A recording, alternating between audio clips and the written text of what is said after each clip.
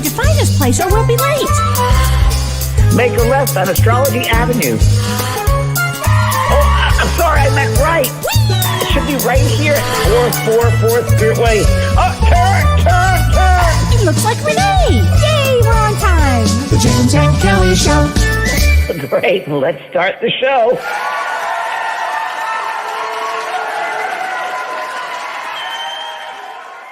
Hello! Hi, honey. I'm My back. God. I'm going to come through there and give you a big hug. Oh, I'm so glad you're I back. need it. Oh, honey.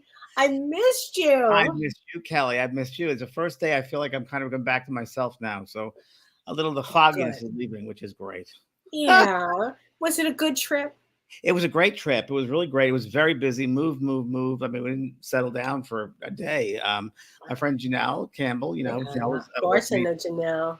she came and helped out, and she did some wonderful readings for people. We did a lot of workshops and demonstrations through 4 different countries: Switzerland and England and Scotland and Dublin. And it was really fun working with people in the physical again, Yeah, of course. And I bet everybody loved to see you. They love, yeah. And it was a lot of different people from all over. They came from all over Europe to come to the different demonstrations. And it was fun working with Gordon Smith. And it was just a really... What was that like working with Gordon? He's a card. He's a wild card. Wild card, a great sense of humor. And we just love each other's sense of humor. We feed on each other and we understand each other, which is great. And he's always, I mean, it's a laugh a minute. And so it's it's fun. It's a lot of fun. It was great. Good. Doesn't take things too seriously, but yet seriously enough. So it works out really well. We're probably the oldest mediums out there that have been around for a little bit. And, very similar. And we don't take things overly seriously, but we do take the profession seriously. So it was great. Yeah. That's so true. You have a Fidelima Heart from Ireland says hello to you. Oh, hello. A great group in Dublin. Great group of people.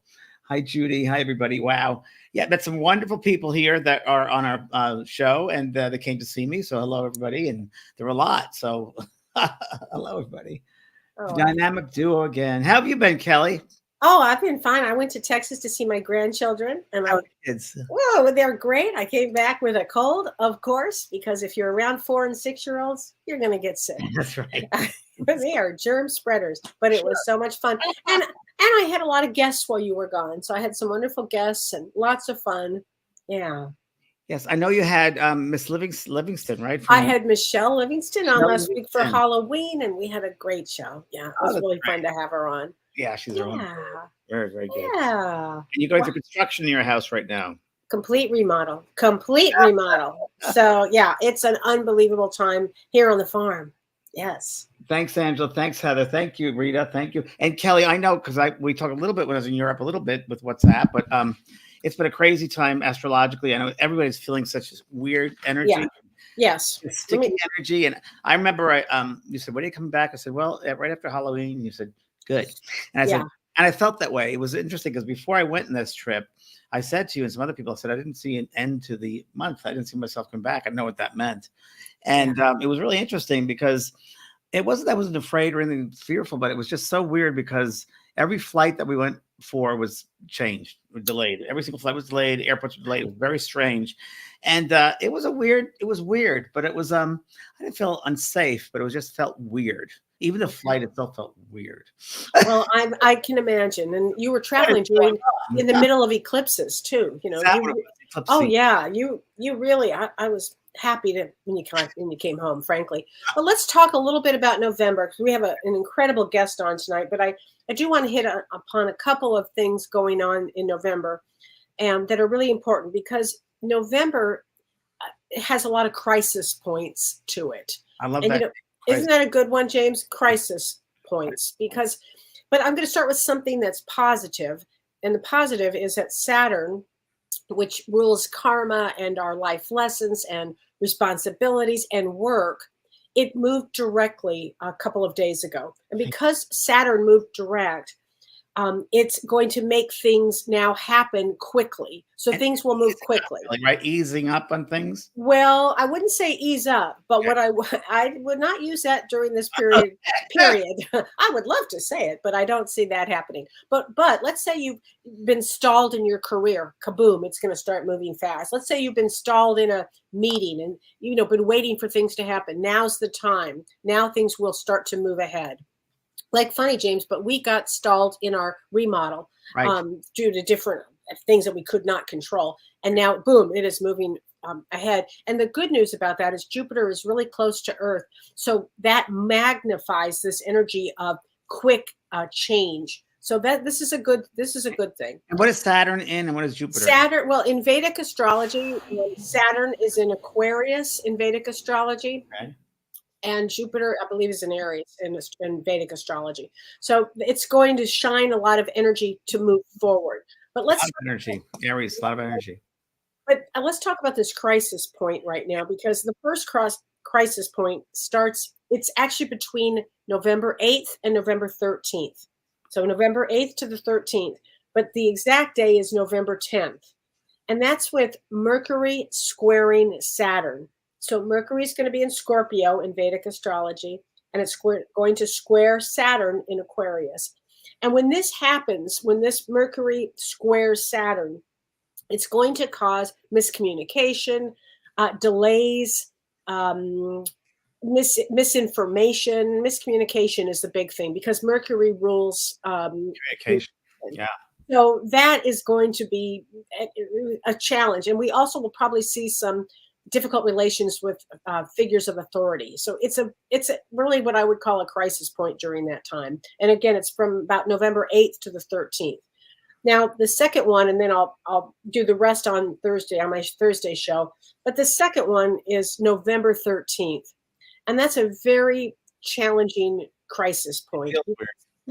It's also, ironically, it's a 22 day. So a 22 day in numerology means you can build or you can destroy. It's a very powerful day. It's a master number day. But November 13th is a new moon in Libra in Vedic astrology. And so according to Vedic astrology, a new moon in Libra is one of the darkest days of the year. Wow. And that's because the sun is debilitated in Libra, and the new moon in Libra makes it very lethargic. But what makes this really problematic is this new moon in Libra conjuncts Mars. And a conjunction means when the planets are very close together in the sky and that their energies merge, and that amplifies this.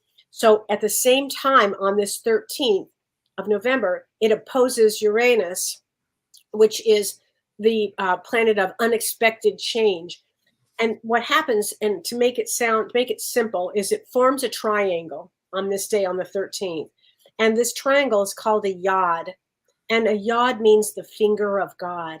And it is to bring fate and destiny. I was going to say it's a destiny point. It's a destiny point. So expect November, and this is just the beginning. There are other crisis points in November as well. But here's the thing that I really want to stress. So what people can do during this time: accept change, avoid confrontation, and allow plans to be altered. You don't try not to get into confrontations during this time. I think that would be the best thing possible. Go with the flow. Go with the flow. Oh, you can't come to this? Okay, no problem. Can't push the river. Got to go with the flow. Correct. Yeah. Okay. Kellee, what about traveling? Like somebody after Thanksgiving and this time of the year, a lot of traveling going on. Will it be affected? Oh, when we get, you betcha. I haven't even talked about those crisis points, but yes. Yeah, and there's some doozers. Yeah. Sorry. Everybody, to a lot of delays. I mean, I can tell you from what a lot of delays, a lot of changes. And I noticed a lot of flight attendants are nervous, and I'm saying across the board. The flights, I was in 10 different flights. Across the board, I was just taking it all in, and they were all seem very edgy. So it will affect them. So be extra kind and compassionate. Be extra kind. I love that. Maybe get them a little a gift card, like a Starbucks coffee card. That's so nice. Yeah, give a gift card. It's something that they really feel appreciated, because it really is important that we honor them. Yeah, I agree with that, James. Yeah. Wow. All right. So So you want to tell everybody because this is I very met this exciting. lady many years ago, and even though I don't know if she remembers, but I do. And it was Omega Institute in upstate New York, where I worked as an institute for studies for all different types of studying, from healing to cooking to yoga to all different types of things. And I met Danielle McKinnon, and she's an animal communicator. And when I met Danielle, she had a pixie-like haircut, which has changed, but she's always been so incredible. And we're doing four live workshops starting tomorrow night. And we want to talk to her about spirit communication. And please welcome my good friend here, Danielle McKinnon. Hey, Danielle. Hi. I love the hair. I wasn't sure. It's so good to be here, you guys, even though it's the middle of the night. Yeah, so you're in Massachusetts, correct? Or New Hampshire? No, Maine. You're in Maine Maine. now. Where in Maine are you, Danielle? In York, which is pretty close to the seacoast. Wow. And it must be very dark there right now. And It's dark. Those are all dark windows out there. My dog, where's my dog? She went to bed already. Oh. But I'm here for you Yay! guys. Yay. Thank you. And Danielle, tell everybody your background and when you get started and how you noticed, when you started doing your work. My background was, I did not intend for this to be my background. Did either of you ever intend for yeah. No, I was in business. No. Yeah, same. I was always super sensitive growing up. Yeah. We know that story. Yep. And I tried really hard to not be so sensitive, never worked. I ended up taking my dog when she got sick to a pet psychic. Which I had been told is not real. I was always interested, but I was always told this stuff. Those people are con artists. There's no such thing. Stay away from that. And when I took her to the pet psychic, he was able to talk with my dog and tell me why she was sick. She'd been in the hospital for 4 days and no one could figure out what was going on. And why she was sick. She was sick because she'd eaten corn cobs and she'd eaten the corn cobs. She did pass. And then he also said, but she ate the corn cobs because she was so nervous because you and your husband have been fighting about your mother. And it was my mother-in-law, but I know that there's no chance she's watching this. And that kind of was for me the moment where I went, what am I doing in my life? Because I was in marketing, I was going down the whole business road, entrepreneurship, all this stuff. And it wasn't feeding me. So I knew, as soon as I knew that this was real, I was like, I got to change my whole life up. And this needs to be my thing. So that's kind of how I got my start. So a real quick couple of questions. I got to throw this at you. Number one, did you see images when you were younger, when you were a little girl, see colors or lights, or you did? No, you did not. One time I saw an image of, I think it was a deceased person running toward me. That was enough. I never went back in that room. And then when I was young, it was basically feelings. So I could walk in a room and feel what was going on. Somebody could pretend that they weren't upset, and I knew that they were upset. I knew it was feelings and knowings, but no seeing and no hearing. Mostly it was kind of like the hidden stuff. And when you were a young girl, this is going to be a common one. Did you feel like you were weird, that you really, no one would understand you, or this was a weird type of thing? Or James, I still feel like that. Yeah, I was definitely the strange one. I definitely was told you need to kind of try to be like everybody else, tone it down. You're going to cry when you go to the pet store, then you can't go to the pet store anymore. It really was, my family was really just trying to get me to tamp it all down. And how were you, Danielle, is such a good one, because how were you able to handle the sensitivity with animals, like walking to a pet store, feeling those animals? How were you able to work with that and deal with that? Was it overwhelming? It still can be overwhelming. So as a little girl, I had hamsters and guinea pigs and rabbits, and I had them all. I had all the animals. And if I had all the animals, then I could control how I felt, what was going on, and I could control that I knew that they were okay because they were in my care.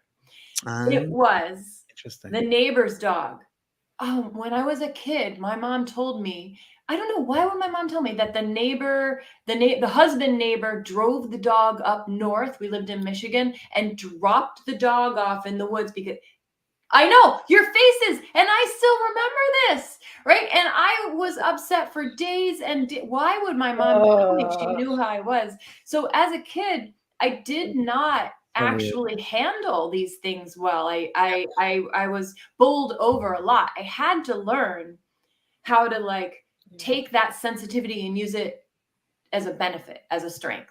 But until I learned that, it knocked me over all the time. By the time I got to college, I just smoked a lot of pot to try and manage that. You know, It's not unusual. Yeah. Tell it down. Yeah, tell it down. Sure. yeah. Well, and it sounds there's weird questions coming in my head, so I got to ask because I'm always asked questions. I'm glad to ask you. I like it. I grew up with animals and had a pet cemetery, the whole thing there. The sensitivity was there. Do you find, or did you find, working with them from the early days, even to now, that, how can I put this to you? The vibration of a horse is different than a guinea pig, is different than a turtle, or is it same? I know that sounds weird, but you know what I mean. That's a great question. It is a great question. For me, I don't really exactly know how to answer it because I kind of don't care what animal is what.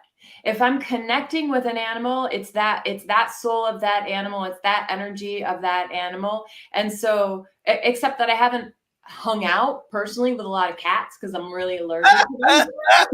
But all the other animals, it didn't matter. It was more like the personality of that animal that mattered versus horse, dog, cat. Over time, I've learned there are certain ribbons of energy that kind of go through all dogs or all cats.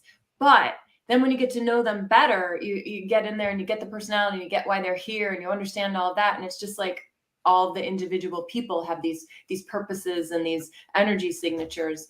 So I don't know. I don't know how well I answered that question. I think you answered really well, and I know Kelly, you do the same thing here. But I know that the personalities really stick out when I'm communicating with animals, with the pets. Their personalities, they might be unconditional love. Yes, they have unconditional love, but their personalities are very strong. Don't you find? I had a situation recently where I was doing a reading for a woman, and as I'm talking to the woman, I'm talking about the soul that I'm communicating with is this female who's very smart, very bright, and be like this. It tells me your name, and finally the woman says to me, "That's my dog." I said, "What?" I was stunned. I would have sworn on my life. And she said, "Well, that dog was my best friend." I thought it was I did not know. I could not tell the difference. Yeah, they know as much as a human soul. Like, I don't connect with a dog and the dog's like, I don't understand your education. Like, they know all of it at the soul level. They have access to all that information. My preference, though, is always to connect with animals over humans because that's my human preference. Danielle, I kind of like animals better, usually. Yeah. And a question, just a subtle question, because I mean, now I work and Kelly works. And so when you're communicating with an animal who's still in the body, what's the difference between that and the ones that have passed out of the body in the animal world? So an animal that's still in the body will have access to both the physical level of information and the soul level of information. So the physical level, meaning my foot hurts. I'm jealous of them. I'm cold. I want more food, or I love you so much, especially when you give me those treats. But an animal, and then they'll also have access to the bigger picture information, like why they're here and what they're doing and who they're helping and all of that. But an animal that's crossed over, they obviously don't have the physical part, right? They're letting go of that part, but they can talk about it. Yeah. But an animal that has crossed over loves to talk about their purpose. And not just their purpose with the people that were in their life, but their purpose with like why they are here in the world, why they incarnated, what they're doing for humankind. Like they get this bigger picture view that they want to share as well. And I really, my heart is in connecting with animals that are on the other side for that reason. Wow. And one of the things we're going to do in the workshop that we're doing together in these 4 days, one of the things you're going to cover, which Danielle's going to talk a lot about, is what the animals are doing in the afterlife. Yeah. What the heck is it for animals?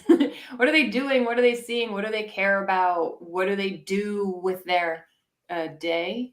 I'm doing quote fingers. And, you know, there's been talk, Danielle, about like animals have a kind of a connected universal soul instead of individual souls. What's your thought about that? That they have a group soul instead of the individuals. You've heard that? Have you heard that before? There's like a major group soul of them. And I've heard of it. I haven't had any animals talk with me about that. They've shared more that they are here with a purpose, and that they've, as a species, so all the dogs, all the cats, whoever they are, they've all decided to incarnate here. But have you guys ever run into that of actually having an animal share, hey, I'm part of the group soul? I have not. I can't say I have. I can't say I have. But another question is like, just have to ask this. I get a chance to. So what do you find the difference when, do you feel it? Like sometimes I do, where you have the animals communicating and, you know, the human is kind of limited in its way, where the animal is so much more expansive, but the animal has to kind of bring it in a little bit so the human understands it. Does that make sense? Yeah. But so what the animals have shared with me is that they've mastered unconditional love. We all know they've mastered unconditional love, but we haven't. So there's literally no time that an animal doesn't have to make themselves a little bit smaller in order to be able to communicate with us. That's great. That's fascinating. Isn't that great? Wow. Sometimes they're having to make themselves way, way smaller, but they still always have to do it to communicate with How us. does it work, Danielle, with when is it time? How do you help parents, animal parents, know when it's time for them to go to the other side? How do you do that? Or how do they communicate that to you? So it's funny because I just caught myself smiling. You asked me this really challenging question and I'm like, oh, because it's so beautiful to me. But I was just on Facebook earlier today and someone wrote, you are smiling too much. You should be treating this subject differently, blah, blah, blah. And my experience with animals on the other side is from them. So it's not, when I'm working with somebody who, they're wondering, hey, is it time for my pet to pass? Yes, that is so hard. And yet so often the animal is going to say, hey, yes, it's my time. Here's what I want here. The animal, if I can get that information directly from the animal and share it with those humans, it will be perfect because it will be exactly what the animals want those humans to know. And whether that is hard or whether it lands softly, I know that this animal is doing their best for those people. Yeah, I think animals are so beyond us. Yeah, I know. They're so advanced. It makes me seem really smart, but I'm not. It's really just, I just get the information, give it over. And Daniel, what do you think about like several days before, let's say the animal has to go put down, and the parent will talk to them and can talk to them about that, whether it's telepathically, right? They would talk to them. Would that be a good thing for people to do before they're? Oh, yeah. I mean, so if your animal's getting ready to cross over, they want connection. They want us to be as regular with them as we can. Like, it's funny because we think we need to do all these special things and it would be great, take them out for that last dog ice cream and that last beach ride and all of that. And those are beautiful pictures and beautiful experiences for us. But when I talk to animals about it, they're like, yeah, that was cool, but I just really wanted to be together. You know, it's nothing bad, but the animals aren't asking necessarily for that unless it's for their human's greatest and highest good. If that animal knows my human needs this, then they're going to say to somebody like me, hey, let's go do that beach ride, or let's, whatever it is, because they know the greater purpose of this whole situation. And the outcome of that. Yeah. And they know how it's going to help that human with their passing. I have a question again. You go with these questions. Sorry, Danielle. I can't from Europe, of course. Litter mates. What's the connection with litter mates? Litter mates. Where is this coming from? Where that came from, but litter mates. I love that question. Isn't that weird well, question? what do you mean? Yes. So I just saw in my head like a let's say a doggy, mommy, animal puppies feeding, like 4 or 5 baby puppies there. And what is their connection with each other as the souls, those individual souls? Again, I just curious. I don't know what that means, but is there So anything with like one passes over and talks about the litter mate? I miss my brother or sister, or it's just maybe it's similar to humans when we have our contracts. But anything stand out for litter mates? I mean, I don't know why I'm asking that, but I think litter mates. it's a I'm weird one. thinking about the best way to answer it. Like some kitties are blind, other kitties are fine in that litter, but some are blind. So there might be some physical things too. I mean, I don't know it's with humans, but just I don't know why I was asking that question. But litter mates, yeah. So there is a connection. They have their normal, hey, we're litter mates connection, but they also have their soul level connection. They came here to do a job. That group came here as that group to do a job. That's not a group soul. It's more like this group came together to do the job. And they could come together to do the job for one person and then separate out and do many other jobs for other people. But they actually still can contact each other. They're still in connection with each other. It's not like when one goes to Arizona and one goes to California, now they never see each other. They still have that deeper connection going on. We feel like they don't. We get all worried about it, but they actually do. Well, humans are all about separativeness. A question also I have, which I'm asked all the time, and I don't know how to answer this. I mean, I do, but to a point. But I'm going to ask you as the expert here. Okay, so many people say, you shouldn't eat animals. It's not good. Why would you eat some animals? Why do you do that? What's your take on that? The animals that come back and they're What are you asking? I don't know. I think he's asking, should we be vegan?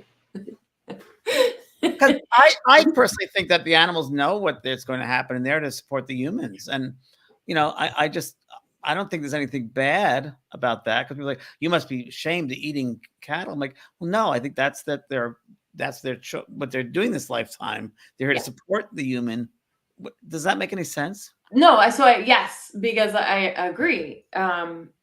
Based on what they've shared with me, animals all have a purpose in coming here. Our pets are here for one type of purpose. Other animals are here to be eaten. Other animals are here to be a big example for many, many people at once. And eating animals is one of those things. Also, all the animals that we know of that die tragically are also having a bigger purpose. And I'm not equating eating with dying tragically. It's just another big purpose type thing where some animals are here to kind of show up for everybody, so everybody notices, to help us evolve, help mass consciousness evolve. I mean, they're such healers, aren't they? I mean, if we just generally, they're incredible healing beings, eh? Yeah, and they'll sacrifice themselves for us, and that's what cattle are doing. That they're doing that. Yeah, it's a tough subject though. I don't eat meat. I do really love butter. I love butter. I'm vegan, but butter. Yeah. Which is not the best kind, it is what it is. I feel like that it can be such a sticky thing to talk about, because people think, well, it should be this way or it should be that way. Right. And what I have come to learn from the animals is everybody is on their own path with this, and everybody has something to learn from it, from how they eat. There's something in there to learn for all of us. And usually the animals are in there teaching that to us. And you know what I do, a practice I've done for years now. When I do eat meat, and I do, I bless it. I thank them when I'm being. I thank the animal, and that's gonna just every time I do that, because it's come the habit. Really, it's true appreciation. My husband eats meat. Does he? Okay. Yeah, I don't cook it. I don't know how to make it. I don't either. I grew up vegetarian. I don't know. Me too. I'm like, you do that. Me too. Janet String has a question here. She says, my current dog feels to me that he is the reincarnation of all the dogs I've ever lived with. And is this possible? It doesn't. No. I'm going to say it like this. From my experience, one soul is one soul. So there's not many souls that come together to become one. It's always one, reincarnating as one. But totally understand. And actually, I'm going to talk about this quite a bit in the class. Yes. Why she would feel that there are similarities and characteristics and personality traits that remind her of all those other animals. Should I leave it as a cliffhanger? Yeah. It's a good one. That's Yeah. a good cliffhanger. And talk about, now you guys are going to be teaching. If they sign up today, what happens? Well, if they sign up today, first of all, they get a free ticket to my December 1st evening of Spirit Messages. And then they get 4 live courses of workshops with us, and a whole bunch of other stuff as well from past years of doing the animal course, and different ways of learning about telepathic connections with them, how to speak to them, how to listen to them.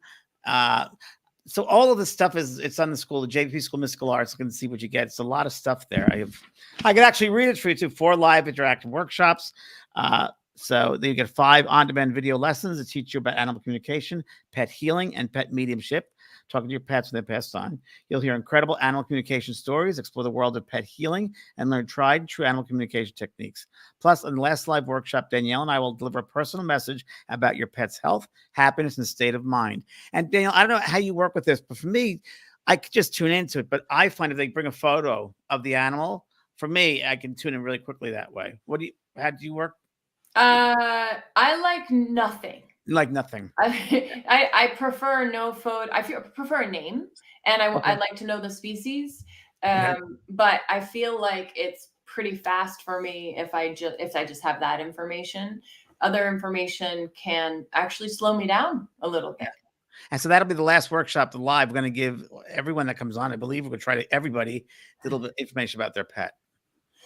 We're going to work hard. We're going to be working hard, but it's great. We love it. It's fun. We love it. So, and what are the dates, James, of this class? It is this next Thursday, tomorrow, Tuesday. First Tuesday? Okay. Thursday. Wow. And then the following Tuesday and Thursday. Wow. Okay. So I know. We're talking about it. We were, and I think Renee up at 4. Did Renee put up the sign up? Renee, is it up there? Right there. JV School of Mystical Arts. Okay. Spiritual animals. Yeah, it's all on the school page. If you want to look it up, everybody get the details. But it's Tuesday, Thursday, and it's pretty good. I mean, it's pretty juicy, if I do say that's the right word, because we really came up with some really incredible. And Danielle, I mean, you've done some incredible stuff. I'm finding it fascinating about the other side, what they do on the other side, how connected they are with our own karma, certain things they're doing for us. I mean, it's how they bring other animals into your life. Yeah. Right. That's really interesting. Well, can we talk about that just for a moment? How do they bring other animals? Because whenever I've lost a dog, it seems to me very quickly one is brought to me. It's the wildest thing. Danielle, you want to jump in? So interesting that it always seems like it happens very quickly for you. And that it's because the animals that come into your life are supposed to come into your life, it means that you're ready very quickly, but it doesn't always happen very quickly. Some people aren't ready very fast, and they'll be like, oh, I want another animal. I'm trying to get another, and it's just not working. And it's because the timing isn't quite right. Often the animals that have crossed over are actually helping. They're kind of helping arrange things to bring those in, but that's just personal to you. For a lot of people, it doesn't happen quickly. And it happened for you quickly too, James, with Pearl. Yeah, exactly what Danielle's saying. When Maisie died, and I was really distraught. It was just weird. And then all of a sudden, my friend Chip came to visit me, and he had a dog, Rosie, Australian Shepherd, and her and I got along incredibly well. She wanted to sleep in the bed with me. She wouldn't leave me alone. And Chip said, "Are you going to take my dog?" I'm like, "You tried." I tried. And then so she was such a connection. I thought, well, maybe I should get another dog. And because I asked Maisie, my dog, please help me get another dog, and you'll give me the way of doing it. And I felt very strongly with Rosie that this is the way in. So I asked the breeder, and I said, would you have another breeding coming up? She said, yes, in a year. And it was really interesting, but Maisie would come to me, every day. And she said, I'm working on this. And finally Pearl was born, and Minnie was born, and the dog was born there in that litter. And it was so interesting because I didn't see Maisie for a while. I'm like, where is she? Because I don't see her. I see her every day by my desk, my office. And I didn't see her probably 2 or 3 weeks. And then finally, I'm driving back literally from Palm Springs. I'm driving back, and she shows herself right in front of me, and said, and she didn't look good. She didn't look good. And I was like, what's going on? Maisie, what's the matter? And she gave me the thought, I've been preparing the new puppies for their stage. And she was worn out. Boy, did I should have known that, because once I got those puppies, I was worn out a month after that. So that was a good sign. Totally. Yeah, she prepared for them. No doubt about it. Very cool that she was coming to you to let you know. Yeah. They don't do that for everybody. They do that for some people, but she obviously knew that that's what you needed. We had that connection as well, that, and Danielle, I never felt, it's really interesting, the experience of that, losing an animal. When Maisie passed away, and I had to put her down, the whole thing, and I never grieved her, which is really interesting. I'm like, why am I not grieving her? And the thought came to me from her, because we lived every moment to the fullest. So there's nothing to grieve. Wow. You really did. See that now, whether it's a human or animal, when you live life in the moments, the fullness of every moment, there's nothing left. You're living that out. Here's a good question. This is from Teresa Miller. She says, are animals kinder than humans? Why? We don't even need to ask that question. Right? Right? Animals believe in themselves. They believe in their capabilities. They don't feel badly about themselves. When we're not kind, it's because we feel badly in some way. If I'm being mean, something's going on inside me about myself. Animals don't have that. And Danielle, I think there's no judgment with animals. There's non-judgment. Yeah. Why would they bother? They feel good here. They feel good within, so that's what they're able to bring out. It's really true. It's really, really true. Here's a question from Joette Balsama. She says, hi, Kellee, James, and Danielle. How do our animal family members who've just crossed over, how do they view our new fur babies entering the family and enjoying the form of physical home? We're going to talk about that one a lot. Part of our workshop. Yeah, it's part of the workshop. Good. Because a lot of people get very super concerned, like, oh, if I get a new one, I'm going to feel bad. They're going to feel bad. Are they going to be jealous? Or are they going to be, making mischief so that the new one can't adjust? That's a good common question. It's so human, isn't it? It's so human. Yeah. But we don't want to hurt them. We don't want to hurt them, even though they're on the other side. But that's coming from so many of us don't understand how the other side really works. Danielle, I want to go back to the personalities of animals, because once or twice I've had an animal communication where the animal said, the new dog is eating out of my bowl. Why can't you get its own bowl? They were so possessed of the bowl. Or have you had some of those sorts of things? I got lost. What is it?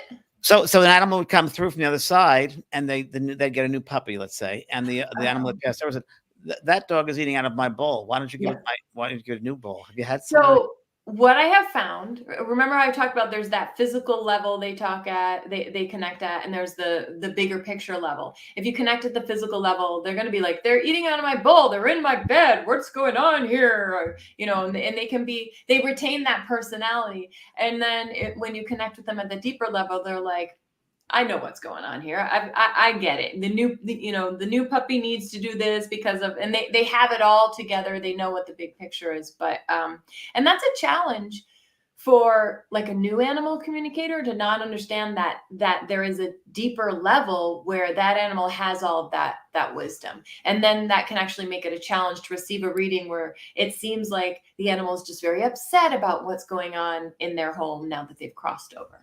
Mm. And Daniel, you have a really nice animal communication course. Actually, I mean, you really go full force in teaching everything you can about it. You want to talk a little bit about that? Yeah, I have a whole pathway through. I have 2 beginner courses and then 2 advanced courses, and I certify people in becoming soul level animal communicators. My beginner course is online, and actually all my courses are online or webinar based. And I really teach people how to connect, but you guys know how when you're learning to connect, whether it's mediumship or any other type of psychic development, there's all this like personal stuff that comes up and all of your little like, oh, I don't know if I can do this, or the planets haven't aligned again for me to do it again. And we come up with all this stuff. So in my courses, I've really, because I've seen it happen so many times, I've incorporated helping people with that part. as well as the animals are helping people with that part as well. I feel like they're the secret little power pills. So my courses kind of take that tact all the way through. Right. It's great. And I have a question for you, which everybody asks you, and I'm going to ask you. When we pass over, are our animals there to greet us? Oh, yeah. Absolutely. Yeah. And more. Yeah. And more. Yeah. And more. Yeah. And you see all of them. I mean, once you've had his kids and you see them all. I mean, that bond of love continues on. Huh? Yeah. Unconditional love. How does it work with service dogs? Oh, good question. How does what work with service? Well, I mean, is it a contract, a spiritual contract that they've made to come over to be a service animal here? It's the same as my dog has a contract with me to help me, and she just has a different job than what a service dog has. Mm-hmm. So it's just a different type of service. Yeah. Interesting. Yeah. They all have it, and they all have it. It's really according to what you need. So they know you, and they know how to look at you and be like, all right, Kelly, let's see here. Yep, I know exactly how I'm going to help her. Well, then I need to talk to you about my dog Otis, because I just don't understand him. He and I just have a communication problem. Yeah, we're going to talk a lot about the workshop, Kelly, about that miscommunication between the animal and the human. We're going to cover a lot of that because it happens more frequently than we think. It happens quite often. And I know the answer to this question, but I'll throw it out anyway. Because I know it's strange, but animals that are like dog shows, like Best of Show, those doggy shows. Great question. Yeah. You know what I mean? I mean, obviously it's probably for the human, that they're doing it for the human. But is there any part of the animal that, whether it's a cat show or a dog show, or that, has to come in fulfillment of some kind? Or what do you think of that? I haven't run into it. Yeah, now, remember, I haven't run into it. I am getting all my information from the animals, right? Yeah. Like the animals are my source. So we need to take that into account. But, a dog who's doing dog shows, right? That could be the way that they're helping their human. Right. And it may not be that they're helping their human by winning. It may be that they're helping their human by it's not working, or it may it's not working. Yeah. Very good. Very good. Wow, that's actually deep. Yeah. Yes. I like that. And I think it's so funny, Danielle. Kelly, the way we humans want it to be that animal is helping us, but it's very often the opposite way that we don't want it to be that they're using to help us. I love it. June Collins asks, what can she do to help her dog with anxiety? So my number one thing is always to look at the self and look at how she is within herself. Is she hyper-focusing on the dog? Is she watching the dog all the time? How is she feeling? Is she nervous? Is she trying to calm the dog too much? Which when we're trying to calm someone, it's okay. This is not calm, right? So we are very often the first step that has to be taken. And then when we start taking care of ourselves, and look, right, they're always helping us be better people. When we start taking care of ourselves, the anxiety starts going. This is a good question from Lisa Jamuzian. She says, are our animals hanging out on the other side with family and friends that have passed? Yes, they are. They absolutely are. Yeah. We're going to talk a lot about that in the class to know, like, what are they doing while they're hanging out? Their job. And how many of the family and friends are there, and which ones are there? I was really surprised, Danielle, when my mother passed away. She came to me about 6 months later, and she was with our childhood dog. So cool. 40 years. I was stunned and floored. And the funny thing is, I had that very day on my desk, and I don't know how it appeared, there was a picture of my childhood dog. Oh, wow. Yeah. Of course. It's the strangest thing, because I had no idea where it could have possibly come from. Yeah, my mom. Not, or your dog. Or my dog, Yasha was his name. I was stunned. Very cool. And Danielle, I think, I don't know. I think, I don't know what you think about this, that the animals can materialize much easier than humans. Like they can make things happen and materialize things. Yes. Yeah. Right? Yeah. It's the biggest hurdle is really us.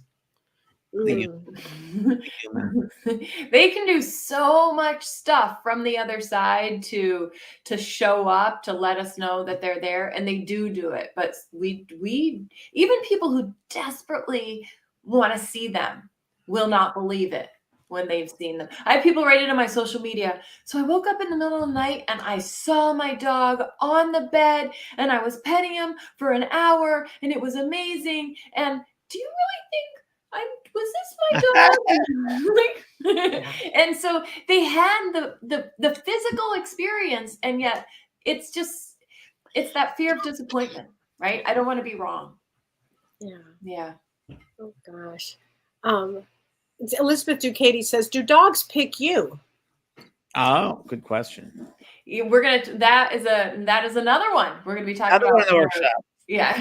Okay.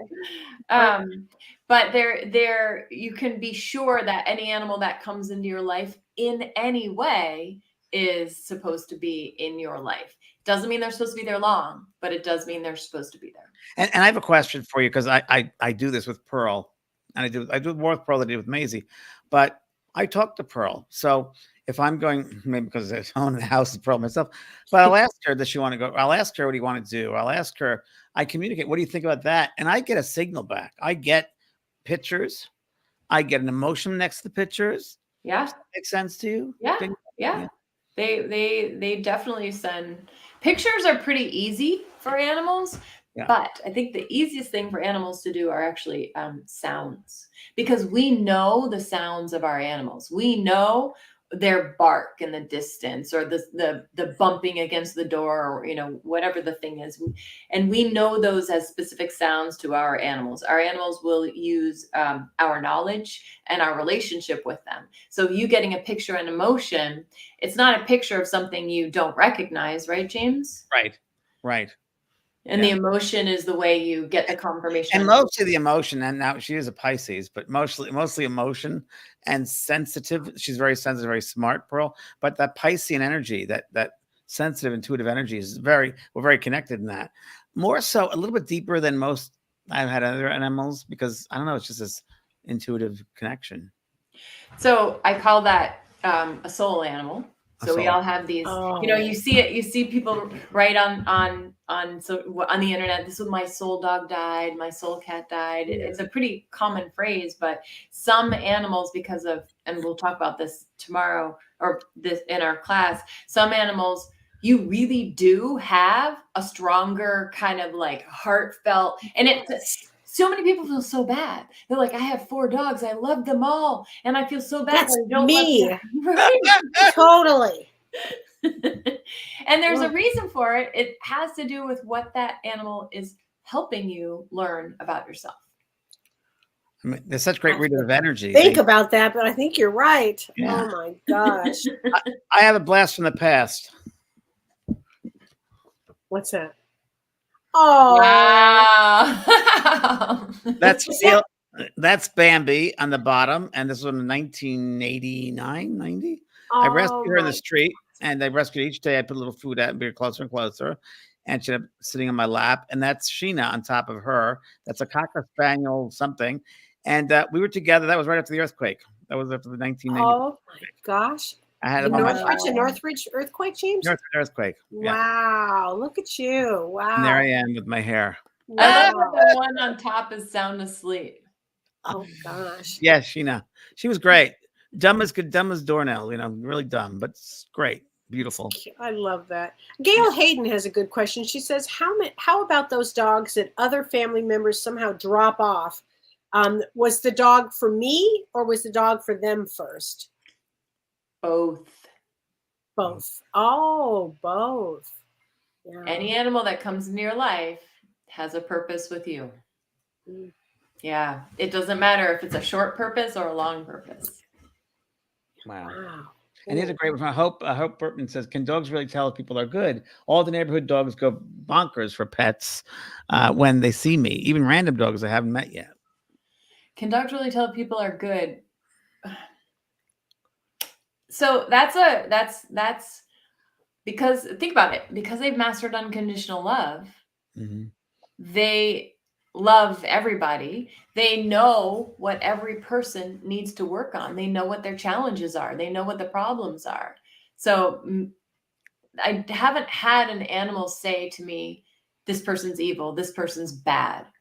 But animals will say, this person is working on X, Y, and Z. This is going on with this person. But they don't, they're not judging good or bad. I haven't run into it. I have a really interesting insight, if I could share this, because I go to the dog park every morning. Every morning I go to the dog park. And I've been there with them. It's amazing. And I've noticed that the animals, the dogs are great, little puppies are great, but I noticed that they bring on the human's behaviors. They'll act out what that human is feeling. They'll act it out. Does that make sense? Yeah. And a part of that, not part of that, that is because of what they're teaching their human and the method that they are using to teach their human. And that's actually one of the big things I want to talk about is why that exists. Why do some animals take on their human stuff, their humans' behaviors, their humans' personalities? Because they're very purposeful in it. It's never a coincidence. It's never by accident. And it's never because the person did something bad or wrong and they're being punished. And I think that's what so many of us worry is, oh, my dog is having stomach issues because I'm having stomach issues, and I'm a bad person now because now my dog has stomach issues, but it doesn't work that way. No, it doesn't. No. What about specifically people who have abused animals? Good question. Meaning, how do the animals feel about that? They still hold, they've mastered unconditional love. You should hear the incredible things that animals that have been abused say to me about the people that have abused them. I don't mean incredible bad. I mean, just like how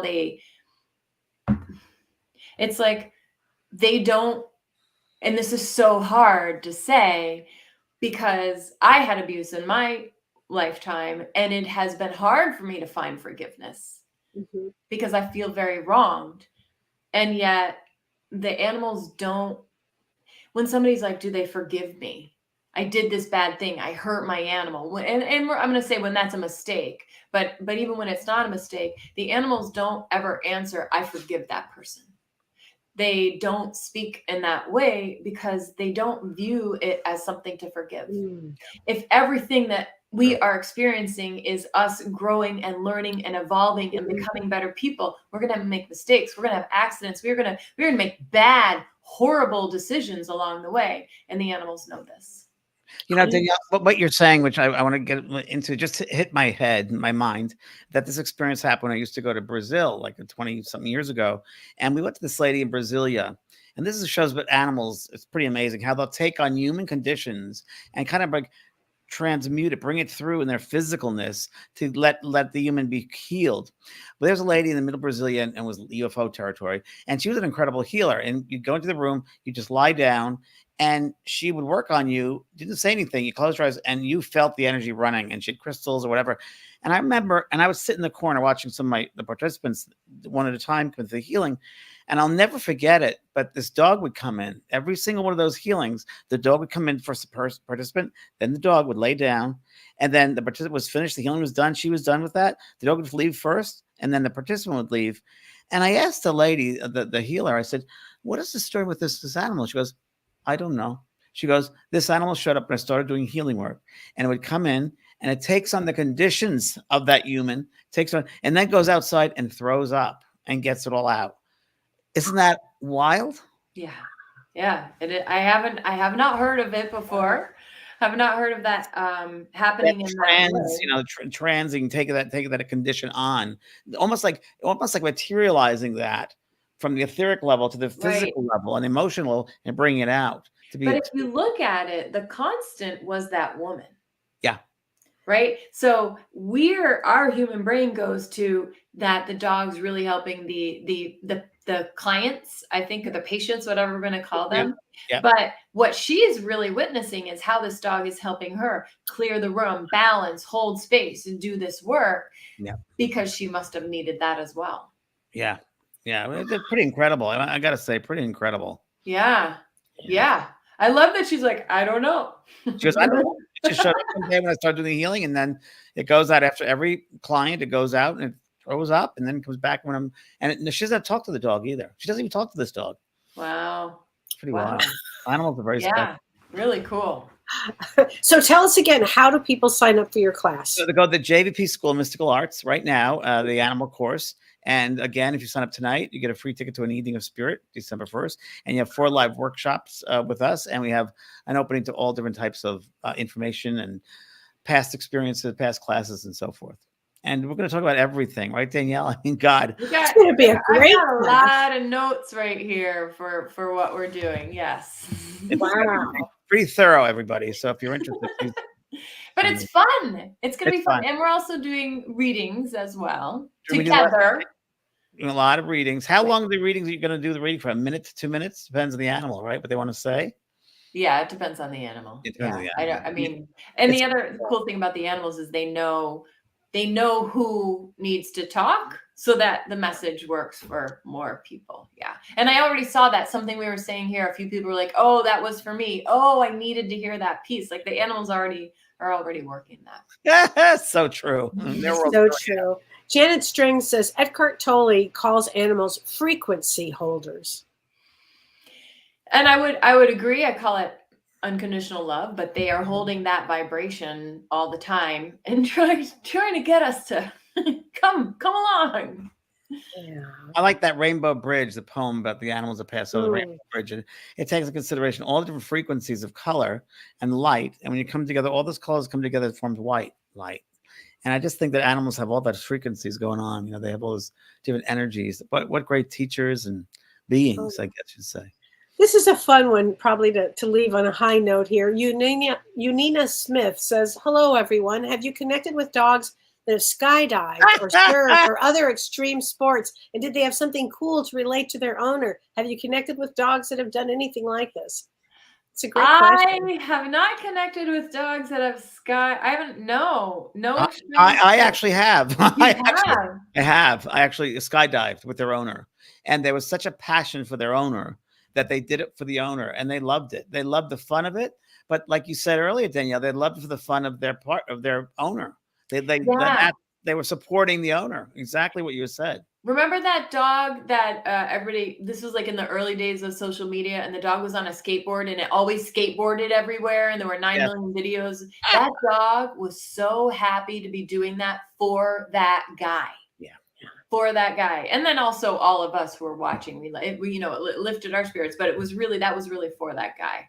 Yeah. The joy that it brought to everybody who witnessed it. Oh yeah. It's so true.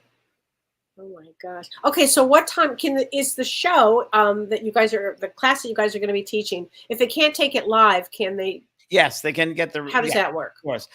It'll be available to them. So they'll get a portal, and it'll be available to them as they sign up and register. They get like a student portal, and it'll be filled with the live course. If they can't make it on time, they'll be filled with it. They can watch anytime they want and rewatch it as much as they want as well. So and it's recorded. Yeah, it's all recorded. The JVP School of Mystical Arts, that's the best thing to do. And I think Renee put that on the chat here, that link. So that's the best place to go. And yeah. And so 4 o'clock tomorrow, 4 o'clock Pacific time tomorrow. No, 3 o'clock Pacific. 3 o'clock. I'm sorry, it's 3 o'clock Pacific time. Because I gotta go to bed. That's right. You're in Maine. My bedtime, way past my bedtime. You're an early bird. You're not a late owl. You're an early bird. Yes. Do you ever have animals speak to you in your sleep? Sorry? Do you ever have the animals speak to you in your sleep? And you got to write? Yeah. Yeah. I think so. They show up a lot for me in my sleep. Yeah. Especially if I haven't been connecting much while awake. Well, Danielle, I look forward to working with you tomorrow at 3. It's going to be great. And thank you very much for staying. Thanks for your joining us tonight. And your class is going to be fantastic. Thank you for having me. This is really fun. Love the random questions, James. That was awesome. Random. Have so much fun. We have a lot more coming in. It's going to be a great one. Thank you, guys. Thanks, Danielle. Thanks, everybody. Thanks, everybody. Thanks so much. And thank you for welcoming me back home. And we'll see you hopefully tomorrow. Thanks, Kelly. You've been listening to Both Sides Now and Beyond, featuring spiritual medium and master teacher James Van Praagh and spiritual medium and psychotherapist Kelly White. That was great. Maybe we changed some lives. And maybe opened up some minds. Which way do I turn? Right. I mean left.